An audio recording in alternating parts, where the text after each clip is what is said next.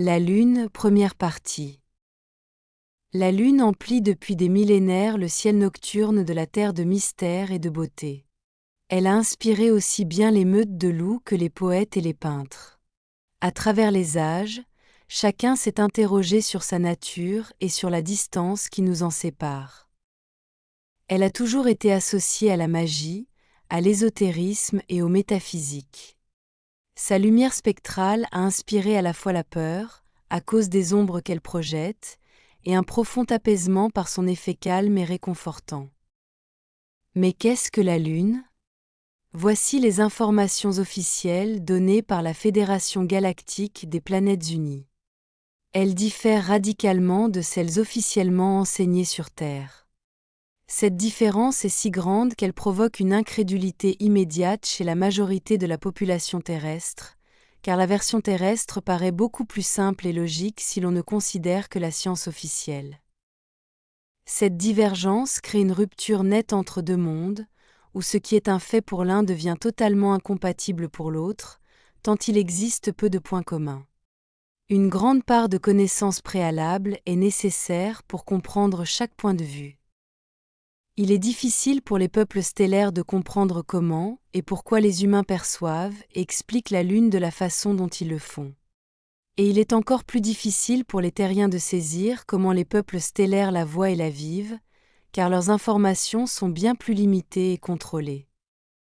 Je ne vais pas décrire ici la vision terrestre de la Lune, que vous connaissez déjà. Je vais plutôt expliquer ce qu'elle est selon les données spatiales. Je mentionnerai simplement que même les scientifiques terrestres reconnaissent que son existence reste une anomalie, car beaucoup de choses à son sujet ne concordent pas. Par exemple, le simple fait que la Lune soit 400 fois plus petite que le Soleil, mais aussi 400 fois plus proche, ce qui leur donne une taille apparente identique dans le ciel nocturne et rend possible les éclipses totales. De plus, la Lune est bien trop grande et trop massive par rapport à la Terre pour être un satellite naturel.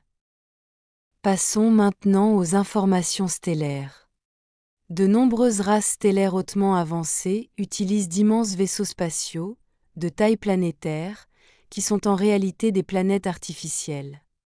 Ces vaisseaux sont souvent sphériques, car c'est la forme la plus pratique et la plus efficace pour un engin de cette taille.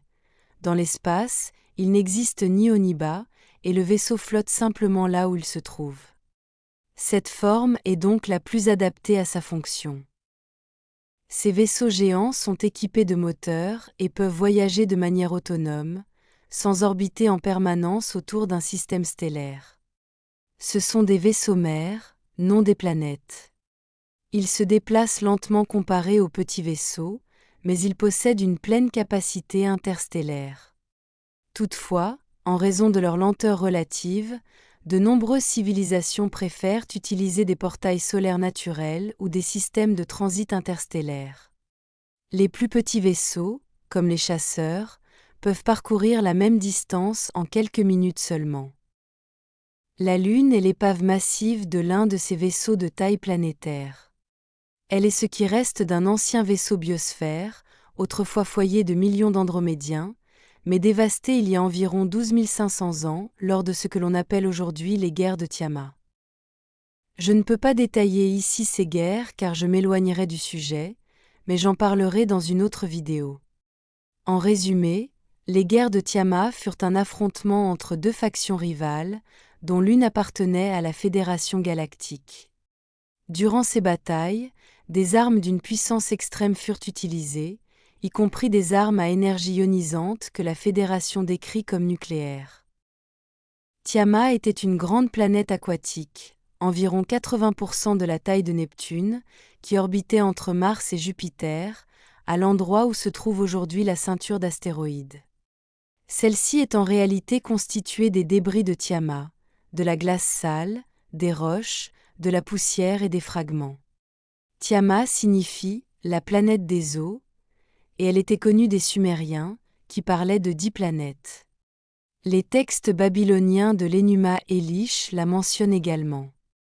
On l'appelait aussi Lucifer, un mot qui signifie « fils du matin », à l'origine du mot espagnol lucero, signifiant « étoile brillante ».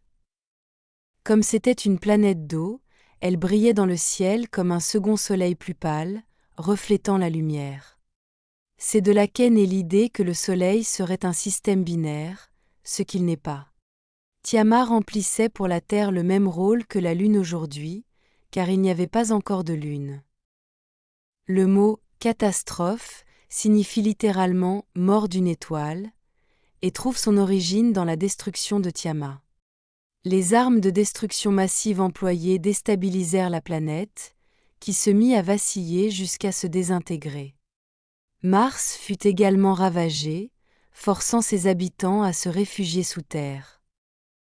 L'eau de Tiamat se dispersa dans le système solaire, attirée principalement vers le Soleil, mais une partie tomba sur Vénus et sur la Terre sous forme de pluie torrentielle pendant 40 jours et 40 nuits, provoquant le déluge dont les récits parlent. Cet afflux de masse provoqua un basculement de l'axe terrestre et un déplacement des pôles. Après la guerre, la Fédération galactique décida de déplacer artificiellement dans l'orbite terrestre un de leurs vaisseaux biosphères endommagés afin de stabiliser la planète, alors elle-même déséquilibrée.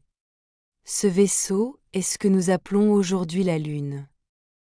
La Lune fut construite il y a très longtemps par des ingénieurs arcturiens et andromédiens, dans la région aujourd'hui connue sous le nom de vide de Boöte, près de la planète arcturienne Ptoia.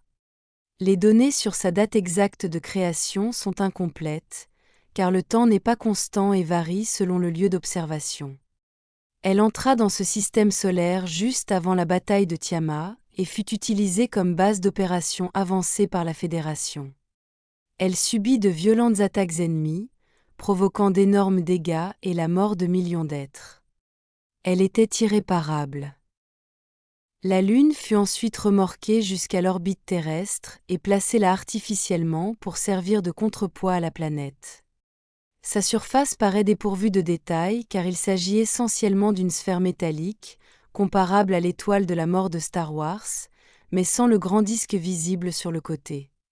Pour masquer cela, les ingénieurs de la Fédération y installèrent des milliers de projecteurs holographiques synchronisés, créant l'illusion d'une surface naturelle criblée de cratères. La lumière de la Lune est bien la réflexion du Soleil, mais elle traverse une couche holographique transparente qui lui donne ses caractéristiques visuelles. Le hologramme est si précis qu'il paraît réel même à travers des télescopes puissants, bien qu'il ne soit pas parfait. Certains astronomes amateurs ont observé des réinitialisations du hologramme et d'autres anomalies lumineuses révélatrices. La Lune émet également des fréquences interférentes qui abaissent la vibration de la Terre et de ses habitants. Elle module aussi la fréquence de la magnétosphère terrestre, créant la barrière éthérique connue comme les ceintures de Van Allen. La Lune est donc un élément actif et essentiel du maintien de la matrice terrestre en 3D et de toutes ses illusions, ce que j'expliquerai plus en détail dans la seconde partie. Cependant, les âmes fortes et éveillées spirituellement peuvent transcender tout ce que la Lune transmet et impose à la population, jusqu'à ce que cela devienne sans effet sur elles. Ces âmes éveillées sont immunisées contre les fréquences lunaires.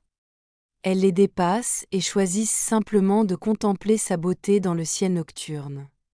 Hologramme ou non, la Lune demeure magnifique et romantique. À suivre dans la deuxième partie.